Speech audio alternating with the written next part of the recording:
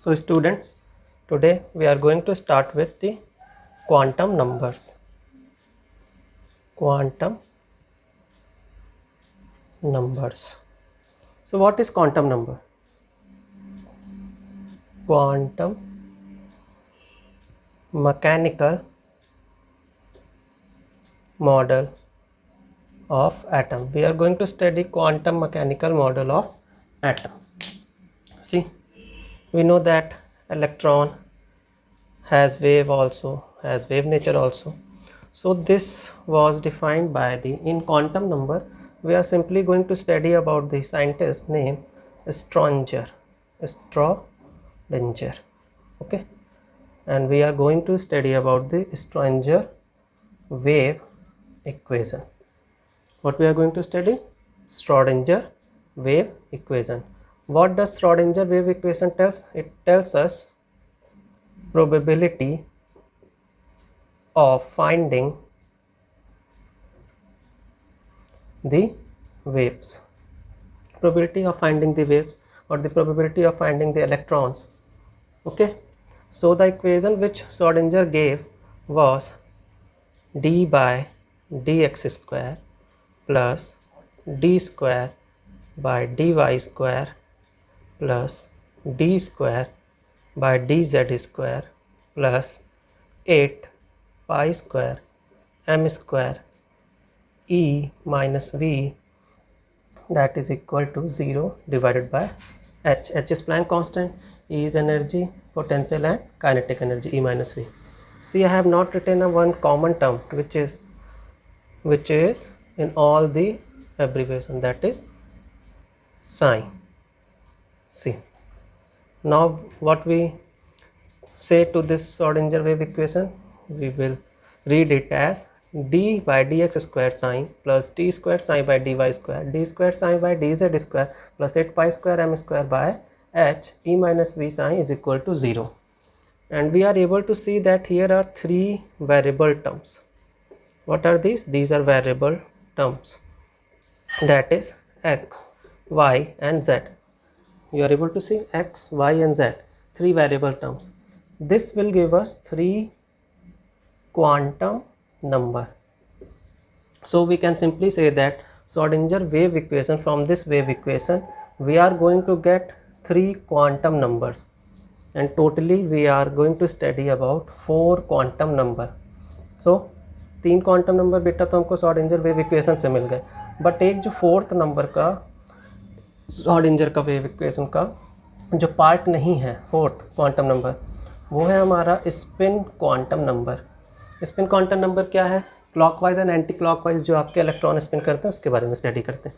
3 तो देखिए बेटा हमें एक्स वाई जेड Schrödinger की वेव इक्वेशन से मिल गए, एंड 4th स्पिन के बारे में.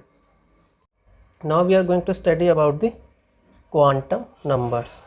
Okay, see what is quantum number.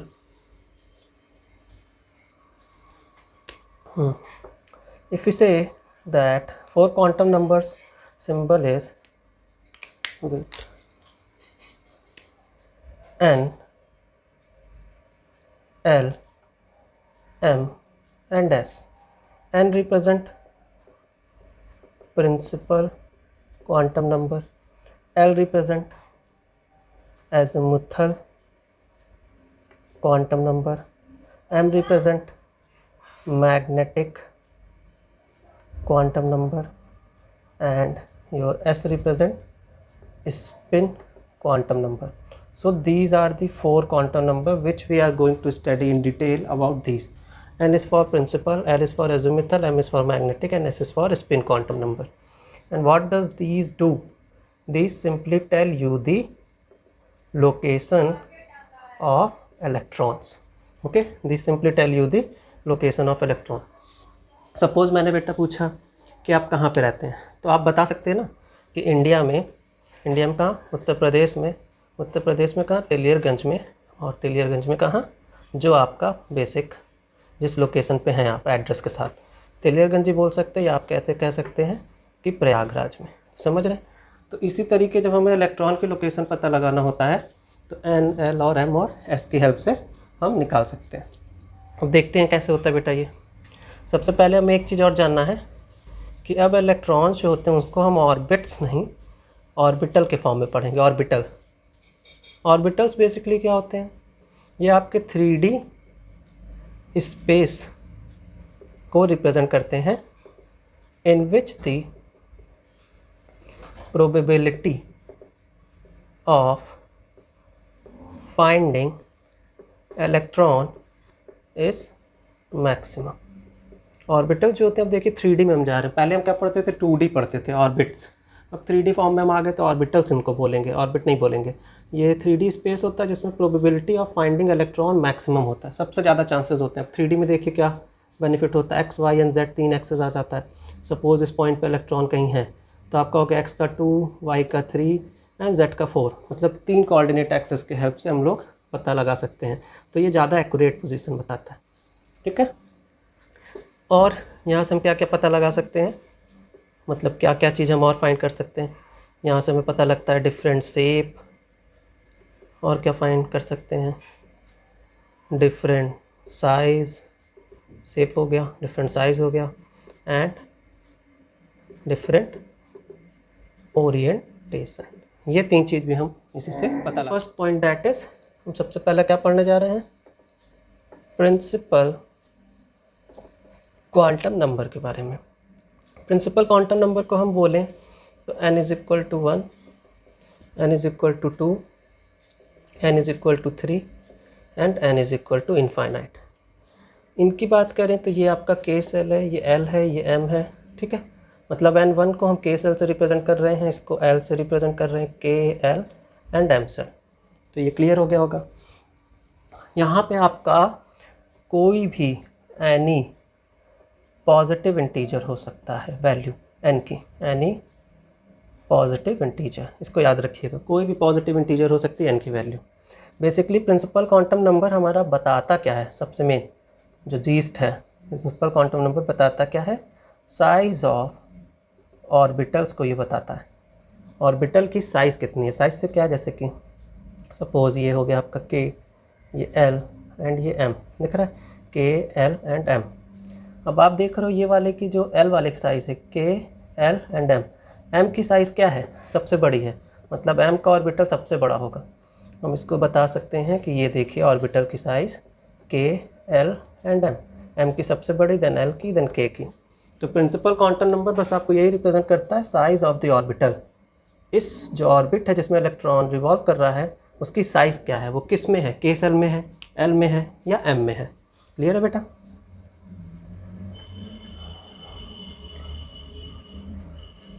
देखिए अब नेक्स्ट इसके बाद आता है हमारा L जो था, जिसको हम कहते हैं एज़ोमुथल, या फिर एक और नाम इसका होता है, 2 नाम से हम एग्ज़ाम में ये क्वेश्चंस पूछ सकते हैं, एज़ोमुथल या फिर एंगुलर मोमेंटम क्वांटम नंबर, ठीक है। रिप्रेजेंट किससे करते हैं? L, जो सिंबल है इसका एज़ोमुथल का या angular momentum quantum number is represented by L। ये क्या बताता है? ये बताता है आपका, वापस आपका साइज़ बता रहा था, ये बताता है आपका शेप ऑफ द ऑर्बिटल्स।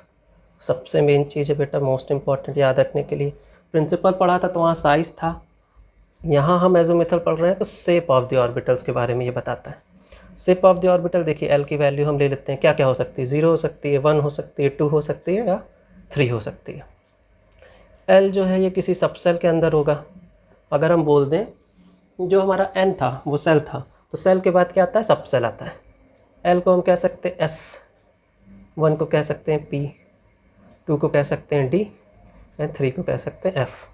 मतलब आप समझ रहे हैं, सब सेल जो है वो क्या है? S, P, D, F।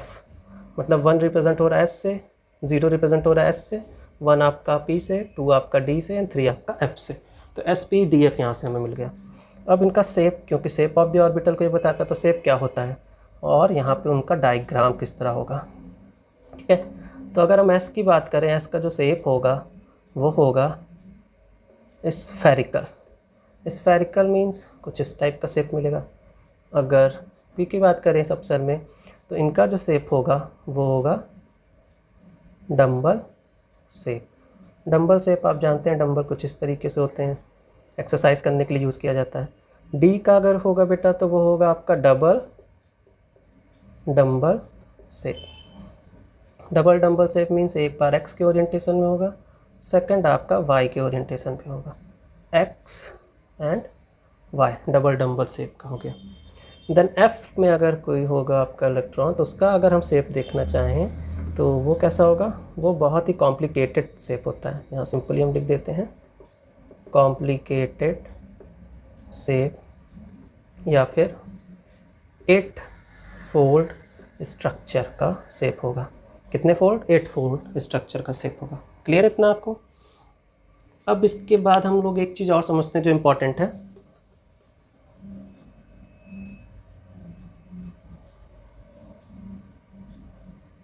देखिए, हमने इसके पहले सबसेल की बात करी, अब हम कह रहे हैं कि n की वैल्यू, l की वैल्यू जो रेंज करती है वो कहाँ से कहाँ तक करती है? l is less than equal to n-1 and l is greater than equal to 0। इस चीज़ को याद रखिए। यहाँ से हम l की वैल्यू निकाल लेंगे सभी प्रिंसिपल क्वांटम नंबर के लिए। देखिए प्रिंसिपल क्वांटम नंबर यहाँ पे l है और यहाँ से हम वैल्यू निकालते हैं। सपोज़ 1 है प्रिंसिपल क्वांटम नंबर की वैल्यू, तो s की वैल्यू क्या आएगी? यहाँ पे रखेंगे 1-1, केवल 0 आ सकती है। 0 हमने क्या बताया था? s को रिप्रेजेंट करता है। 1 है प्रिंसिपल और s है, मतलब 1s आ गया। अगर 2 आता है प्रिंसिपल क्वांटम नंबर, यहाँ पे 2 रखेंगे, 2-1, 0 से लेके 1 तक, 0 एंड 1, दो वैल्यूज़ आ गए। 0 रिप्रेजेंट करता है s को, 1 रिप्रेजेंट करता है p को। पहले मैंने बताया था, देखिए 0, 1, 2, 3। 0 किसके लिए था? s, 1 आपका p, 2 d, 3 f। ठीक है, तो इसी से मैं कर रहा हूँ। अब क्योंकि ये 2 है और 0 है s, मतलब 2s एंड 2p, 2 मिल गया। 3 वैल्यू जब रखा हमने यहाँ पे 3-1, 2, 0 से लेकर 2 के बीच क्या क्या वैल्यूज़ आएंगे? 0, 1 एंड 2, 3 वैल्यू आ गई। 0 is for s, 1 is for p and 2 is for d। दिख रहा है ना, s p d, 3 आएंगे। थर्ड की बात कर रहे हैं तो 3s, 3p एंड 3d। देखिए 3 हमें वैल्यूज़ मिल गई। अगर फोर्थ n की वैल्यू 4 हो जाती तो क्या होगा? 4-1 रखेंगे, 3 हो जाए, मतलब 0, 1, 2 and 3, s, p, d and f। Fourth का है मतलब 4s, 4p, 4d and 4f। देखा टोटल? तो यहाँ से देखिए आपको s, p, d, f मिल रहा है और उनकी वैल्यूज़ भी मिल रही हैं। मतलब 1 मतलब क्या है? First orbit, second orbit, third orbit and fourth orbit, बताया था ना। अब आपको यहाँ से क्लियर हो रहा होगा, देखिए कितना क्लियरली ये समझ में आ रहा है। एक और जो फॉर्मूला यहाँ से कभी कभी आपके कॉम्पिटिटिव एग्ज़ाम में पूछ लेता है, ऑर्बिटल एंगुलर मोमेंटम कैलकुलेट करने को, orbital angular momentum of an electron. ठीक है, तो इसका फॉर्मूला होता है बेटा h/2 अंडर रूट, ये आपका l है, हम ब्रैकेट में l+1। इस फॉर्मूले को याद रखिएगा, कभी कभी कॉम्पिटिटिव एग्जाम में इससे भी क्वेश्चंस आ जाते हैं। तो ये एजीमुथल क्वांटम नंबर था, हम लोग इसको समझ गए। प्लीज़ आप लोग वीडियो ध्यान से देखिएगा और नोट्स अपने प्रिपेयर करते चलिए। देन इसके बाद अब हमारा थर्ड आएगा। देखिए प्रिंसिपल हो गया, एजीमुथल हो गया, अब क्या आएगा? अब आएगा मेरा magnetic quantum number. Magnetic quantum number को रिप्रेजेंट करते हैं m से। ये क्या बताता है? ये आपका बताता है ओरिएंटेशन ऑफ ऑर्बिटल्स। ये बताएगा ओरिएंटेशन ऑफ ऑर्बिटल्स के बारे में। वैल्यू देखिए हम कैसे रखेंगे, -l। ठीक है, -l इज़, मैं लिख ले रहा हूँ फिर डिफाइन करता हूँ। l है ये, देखिए ये कहाँ से कहाँ तक है? l की जो वैल्यू है m, सपोज ये m है ना, m is less than equal to l and m is greater than equal to -l। मतलब -l से लेके +l के बीच तक ये वैल्यू लाई करेगी। और यहाँ पे ये जो m है ये कोई भी इंटीजर हो सकता है 0 को लेके। 0 को लेके मतलब l की वैल्यू आपकी क्या क्या आ सकती है? 0 आ सकती है, 1 आ सकती है, 2 आ सकती है, 3 आ सकती है। 0s होता है, 1p होता है, 2d होता है, 3 आपका f होता है, मतलब s-p-d-f आपका आ गया। अब क्योंकि m की वैल्यू हमें निकालनी थी, हम 1 रख देते हैं। 0 रखा यहाँ पे तो लिमिट 0 ही केवल आई, तो ओनली 0 मिल गया हमें। 1 रखा यहाँ पे तो -1 से लेके +1 के बीच आएगी। ठीक है, -1 से लेके +1 के बीच आएगी। पहला 0 आ गया, दूसरा -1, 0, +1, तीसरा जब 2 रखेंगे तो बेटा लिमिट देखिए -2 से +2, मतलब -2 -1 0 1 2। थर्ड हम रखेंगे 3, जब वैल्यू रखेंगे एल की तो -3 -2 -1 0 1 2 एंड 3। अब देख रहे होंगे किस तरीके से ये वैल्यूज़ हमें मिली। बस ये वैल्यू याद रखिए 0, यहाँ पे देखिए केवल एक ऑर्बिट, यहाँ पे आप देख सकते हैं पी के लिए 3 ऑर्बिट, डी ब्लॉक के लिए हमको पता है टोटल 5 ऑर्बिट्स होती हैं, एंड इसके बाद एफ़ के लिए आपकी टोटल कितनी होती हैं 7 1 2 3 4 5 6 एंड 7। ठीक है, तो यहाँ से देखिए इन सब वैल्यूज़ से हमको ये मिल गई, ये एस है, ये पी है, ये डी है एंड ये एफ़ है, एस पी डी एफ। और क्लियरली हम समझते हैं इसको।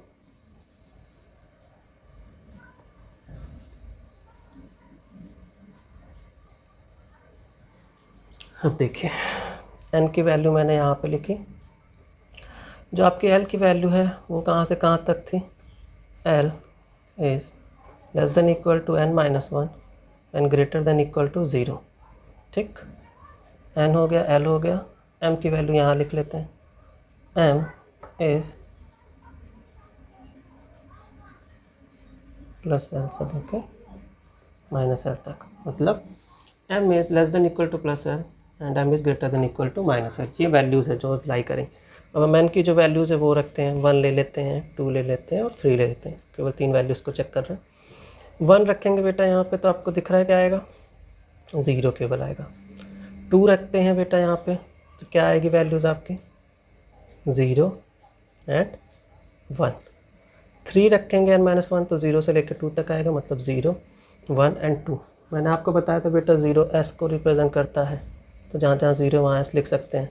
1 क्या रिप्रेजेंट करता है, s के बाद p, 2 क्या रिप्रेजेंट करता है, d ब्लॉक को, लिख लिया मैंने। यहाँ पे भी बेटा अब l की वैल्यू आप m है ना, m की वैल्यू 0 से लेके और ±l तक लाई कर सकते हैं। तो फर्स्ट की वैल्यू क्या आ गई, 0 आ गई। 0 को जब हम रिप्रेजेंट करते हैं इस तरह रिप्रेजेंट करेंगे, दिस इज़ 1s। अब 0 एंड 1 देखिए, 0 है ना, 0 को रिप्रेजेंट करेंगे तो अब क्या आएगा, क्योंकि सेकंड के लिए है तो 2s, और 1 को जब रिप्रेजेंट करेंगे तो 1 p ब्लॉक है, p ब्लॉक में टोटल कितने 3 ऑर्बिट्स होते हैं, 3 मतलब 6, यहाँ पे 6 इलेक्ट्रॉन्स आपके फिल हो सकते हैं, तो हम इसको लिखते हैं 2p। एंड थर्ड पे आइए, अब यहाँ पे 0 हो सकता है, 1 है एंड 2। 0 के लिए फिर s होगा तो यहाँ पे 3s आएगा। 1 के लिए फिर हम 3 ब्लॉक्स बनाएंगे, यहाँ पे आ जाएगा 3p, एंड 2 के लिए अब 5 d ब्लॉक है ना, 1 2 3 4 5, टोटल 5 आ सकते हैं, दैट इज़ 3d। अब देखिए इनको हम कंपैरिजन कर रहे हैं तो ये थोड़ा सा ज़्यादा क्लियर और इजी हो रहा है हमारे लिए समझने में। ठीक है, तो I hope magnetic quantum number भी आपको समझ में आ गया। अब यहाँ पे कुछ इंपॉर्टेंट चीज़ें हैं जो मुझे और बतानी है आपको, जैसे कि number of orbitals in a cell अगर हम कैलकुलेट करें तो वो क्या होता है, number of orbitals in a cell, number of orbitals in a cell क्या जो होता है बेटा, n² होता है। ये पहला आ गया, इंपॉर्टेंट है, इसको याद रखिएगा। सेकंड अगर हम बोलें नंबर ऑफ ऑर्बिटल्स इन अ सब सेल, किसी सब सेल के अंदर कितनी नंबर ऑफ ऑर्बिटल्स होंगी, तो वो होती हैं 2l + 1, 2l + 1, 2l + 1। ठीक है, तो ये भी इसकी का कुछ पार्ट था इंपॉर्टेंट, इसको भी याद रखिएगा। अब इसके बाद हम मूव करते हैं अपने फोर्थ क्वांटम नंबर की तरफ, दैट इज़ वो क्या है, हमने प्रिंसिपल पढ़ लिया, एज़ोमेथल पढ़ लिया, मैग्नेटिक पढ़ लिया। अब स्पिन क्वांटम नंबर, जो कि श्रोडिंगर वेव इक्वेशन का पार्ट नहीं था, बट ये भी बहुत इंपॉर्टेंट रोल प्ले करता है, स्पिन क्वांटम नंबर। ठीक है, स्पिन क्वांटम नंबर को रिप्रेजेंट करते हैं हम s से।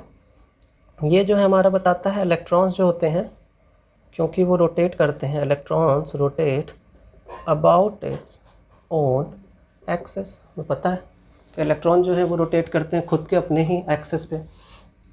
किस तरीके रोटेट कर सकते हैं, या तो वो क्लॉकवाइज कर सकते हैं या तो वो एंटी क्लॉकवाइज कर सकते हैं, दोनों तरीके से कर सकते हैं। अगर क्लॉकवाइज करते हैं तो +½ आता है, और अगर एंटी क्लॉकवाइज करते हैं तो -½ आता है।